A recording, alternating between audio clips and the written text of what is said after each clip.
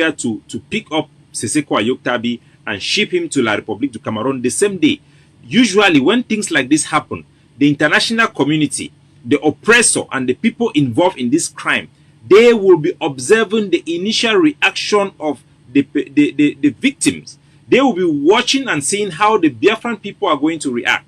And if the reaction is, we are going to go to court and sue them in a law court, who cares about law court and how long it takes? The states of Nigeria have enough money to give you lawyers to spend 24 hours with you there fighting in a court.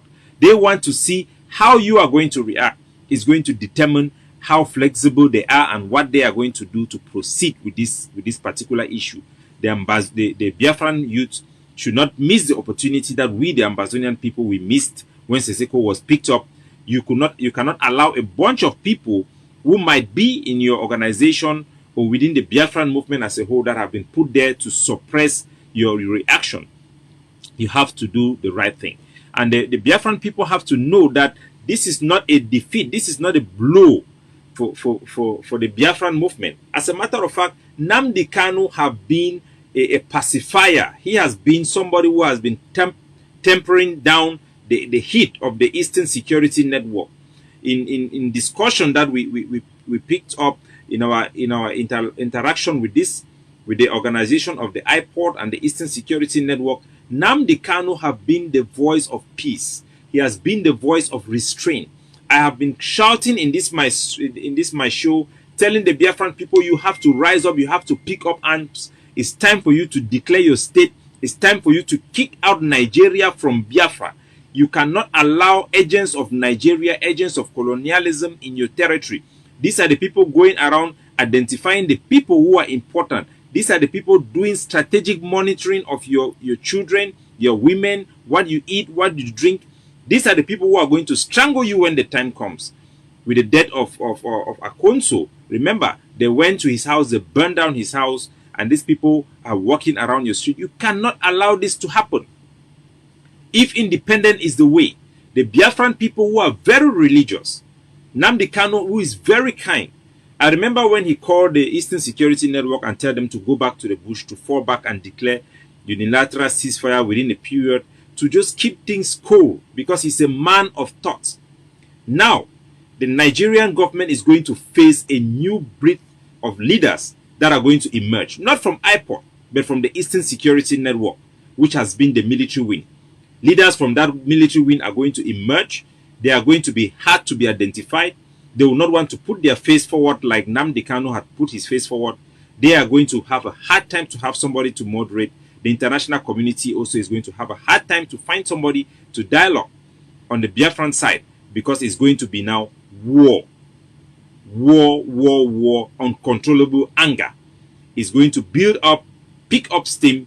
Don't mind the peace you see for a couple of days, but definitely the Biafran people must respond. They must defend their honor. They must defend their dignity. They must kick Nigerian out of Biafra. We will be waiting for their official statement. We will be monitoring the situation. We will also wait for the official statement of the president of the governing council, Dr. Cho Ayaba. I want you people to remember who Nnamdi Kanu is. I've seen some caricature images that they want to portray of Nnamdi Kanu on the media.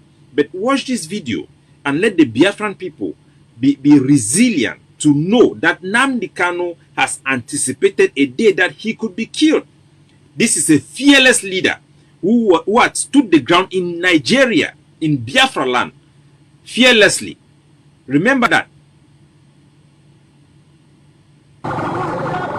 So these are all images of Nnamdi Kanu on the streets of Biafra, challenging the Nigerian military, the SARS and the police unit fearlessly, without being afraid to be arrested, without being afraid to be killed. He is ready for this.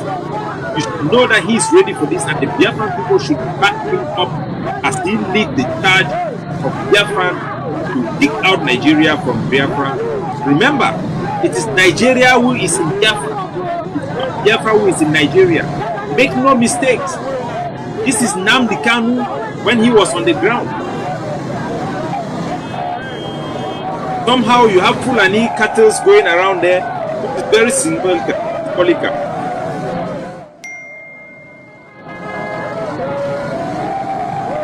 So this is Nnamdi Kanu on the ground, a fearless leader, confronting the SARS, confronting the Nigerian military, the Nigerian authority, who seeks to dominate him, to seize his right. This is not about him, but it's about you, the Biafran people. He has stood up for you. He has shown you courage that you should not be afraid. You should not be afraid of the SARS. You should not be afraid of the Nigeria military that are there to subjugate you. And for the Biafran people, who are very religious people, who are very calm-natured people, who think that they can debate themselves to freedom with Nigeria, you cannot debate your way to freedom. Freedom is not given on a plate of gold. Freedom is taken. They are very religious people. I admire their religion. And for many times, I just look at that religion being put forward. I think that the nationalism should be ahead of that religion. This is about your life. This is about millions of unborn Nigerians that are going to be in slavery in Nigeria for the rest of their life. Be treated the way they are being treated now. Even worse. The worst days are coming.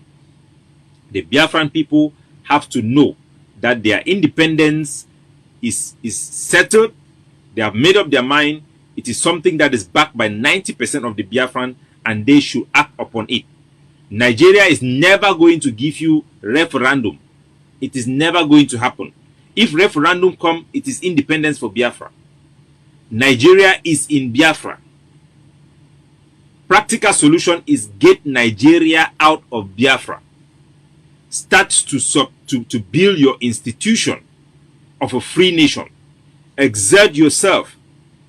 A lot of people will question the rationale behind the Biafran independence movement, if it is rational, if they have a case, and they look at Southern Cameroon and say Southern Cameroon was recognized as a state by the United Nations. We govern ourselves. We went into a referendum. We made a bad choice to follow the British, who forced us into a plebiscite to choose to join Nigeria or to join La République du Cameroon. It was against the will and aspiration of our people that had been expressed in a written document in the Conference of Manfred.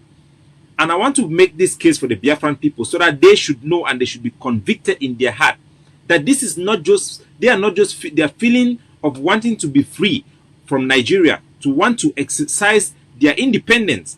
Their feelings that they are a separate people from Nigeria is not abstract, it's not baseless. These feelings of nationalism, Biafran nationalism, they are not crazy. It is based on human law that have been recognized by the United Nations. The Charter of the United Nations that was based on the Atlantic Charter that was signed between the British government, the American government, to permit the American government to intervene in the Second World War. It was also agreed by the Soviet Union, the Atlantic Charter, and the British government had an obligation to obey and respect the people's right that is enshrined in the Atlantic Charter. They signed it. Remember that Nigeria is not one state. There are different people that constitute the state. What they created in 1906 or something like that, when the amalgamation was established by the British government, it created two states and two people in Nigeria, the south and the north. The northern part, which is a Muslim, predominantly Muslim part, and the southern side of Nigeria.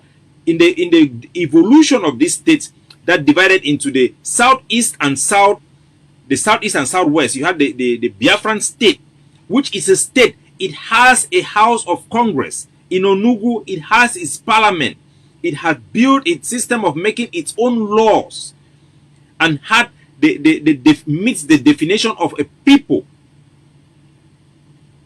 The American government and the British government, they came and signed an international law, an internationally binding treaty between the British government and the American government called the American Anglo Agreement, that was signed in 1941, that established the people's right. The people's right in that document states that no territory, there will be no territorial changes made against the wishes of the people. That was where the right of self-determination was born. That document was signed on the in the Atlantic Charter, which was the basis of the creation of the United Nations, 1942. So the American government recently, Joe Biden visit in the United Kingdom, has signed the same document again. This is the visit of Joe Biden visiting Boris Yeltsin in Cornwall in England. They have signed what they call the New Atlantic Charter, reaffirming this international principle. There shall be no territorial changes against the will and the wishes of the people.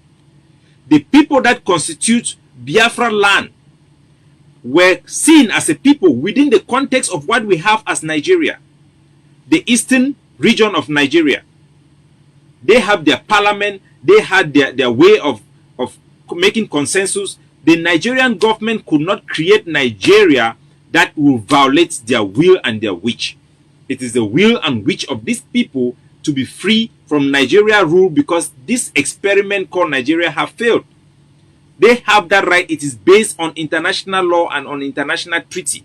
If South Sudan could have independence, if Eritrea could have independence, if East Timor could have independence, why not the Biafran people? It is their right. It is based on international law and international principle that the people of Biafra have the right of self-determination. They had declared their independence previously. They went into a conventional war.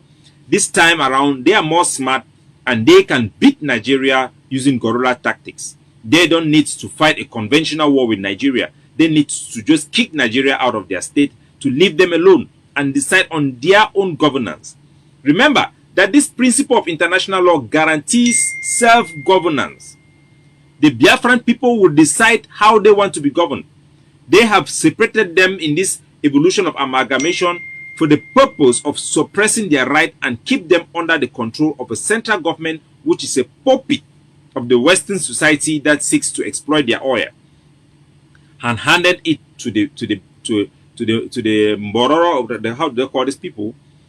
The Fulani people there. They hand it to them, and you find the Fulani having all these excesses, like many other countries that have gone through genocide, like Rwanda. When the Biafra people have a leader that have rallied them, they have a focal point, Nnamdi Kanu. It's time for them to go above that.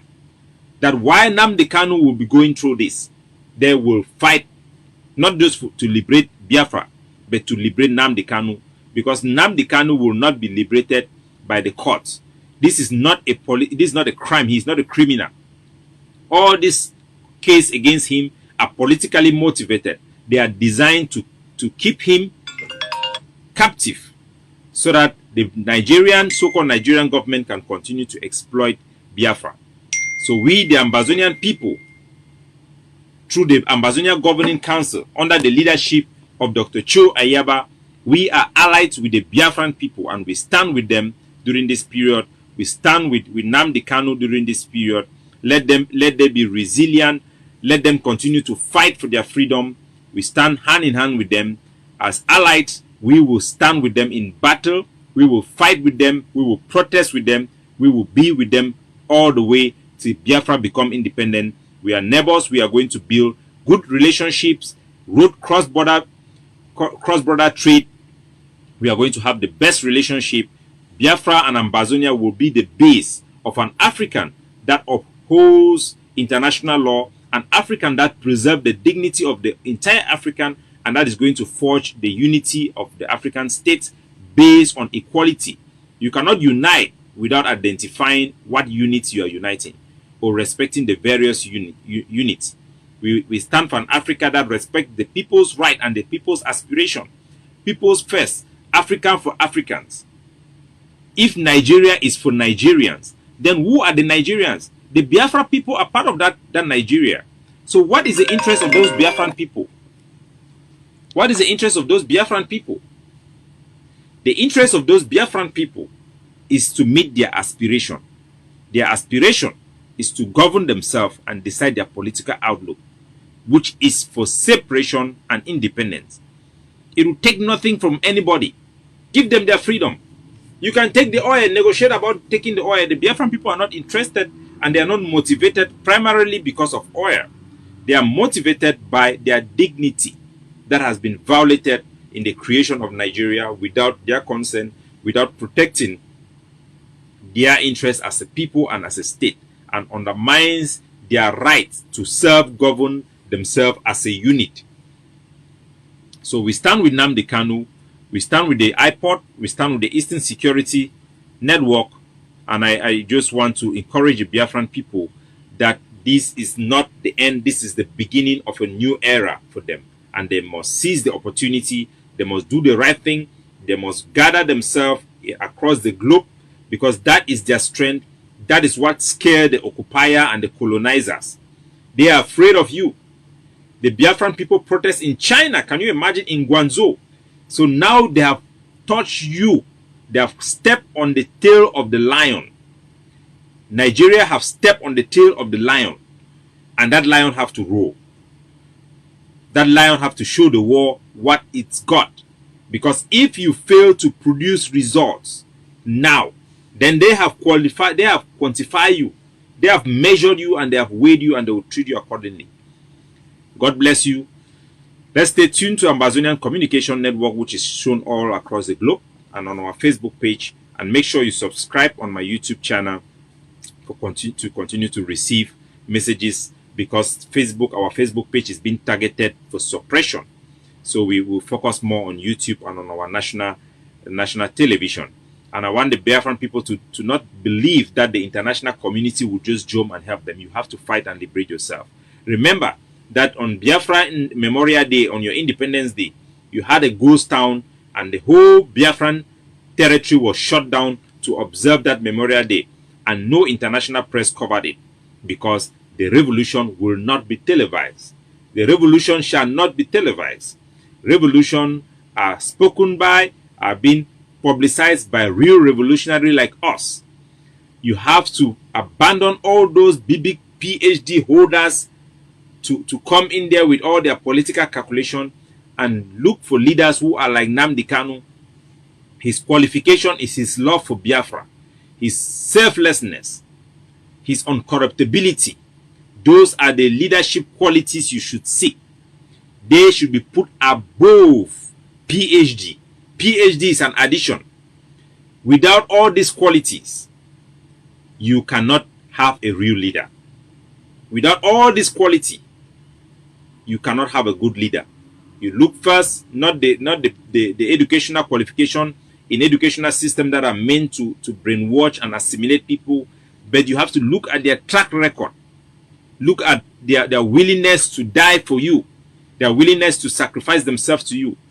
And remember what Nnamdi Kanu had said. Remember what he had said, even about his death or his arrest. Nothing. I need them to do about it. Absolutely nothing. Nothing.